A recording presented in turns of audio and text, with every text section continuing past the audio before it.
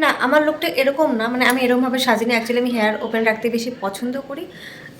যেহেতু ট্রেনে যাব, এই জন্য আমি হেয়ারটা আর কি জাস্ট কোনোরকম ক্লিপ দিয়ে আটকে রেখেছি। বিয়ে বাড়িতে গেলে পরে আমি আর কি সেটা খুলে দেবো, যেহেতু আমি ওপেন রাখতে পছন্দ করি। আর এই হচ্ছে আমার লুক, ইয়েলো কালারের শাড়ি পরেছি উইথ গ্রিন ব্লাউজ।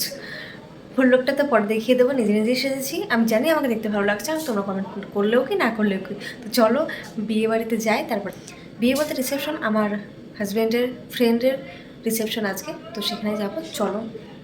আমি না খুব স্ট্রং, এখন আমার ঠান্ডা লাগছে না। বিয়ে বাড়িতে গিয়েও আমার ঠান্ডা লাগেনি, কিন্তু বিয়ে বাড়ির থেকে ফিরে আসার সময় আমার প্রচণ্ড পরিমাণে ঠান্ডা লেগেছে।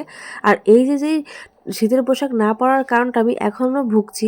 আমি যাচ্ছি বহির্গাছিতে, বগুড়া স্টেশনে আছি।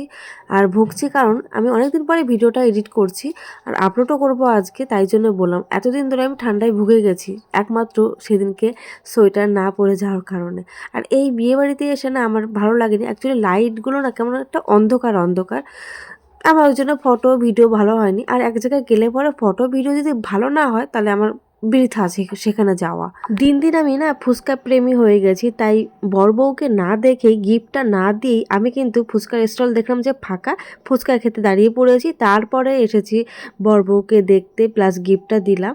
তারপরে আবার বাকি যে স্টলগুলো ছিল সেখান থেকে খাবারগুলো আমি টেস্ট করলাম। এই দেখো, এই যে হচ্ছে বর বউ, কেমন লাগছে তাদেরকে জানিও। আর এই যে দেখো কত ইজিভাবে আমি খাবার খেতে বসে গেছি, মানে মেন খাবারটা অ্যাকচুয়ালি এতটা ইজি ছিল না, অনেক ঠেলাঠেলি করে খাবার খেতে হয়েছে। তারপরে আবার রাত হয়ে গেছে, বাড়ি ফিরবো। আমরা এখন লাস্ট টাইম ধরে বাড়ি যাব। কিছু বলবো তুমি? লাস্ট টাইম ধরে বাড়ি যাচ্ছি।